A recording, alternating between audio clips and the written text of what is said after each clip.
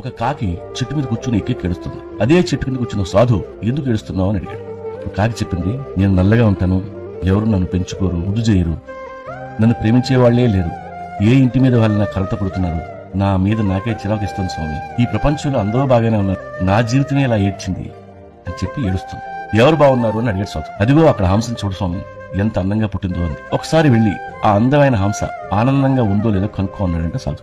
కాకి వెళ్లి హంసను తెలిసింది. అప్పుడు హంస అన్నది, నాది ఒక అందమైన తెల్ల సున్నం కొట్టి దేవుడు నన్ను ఇక్కడ పడేశాడు, ముగుడు తెచ్చిన ముండలా ఎప్పుడూ ఈ కొలంలోనే తిరుగుతూ బతకాలి, ఆ మఖాం చూడు ఎంత అందంగా పుట్టిందో అని హంస ఏడ్చింది.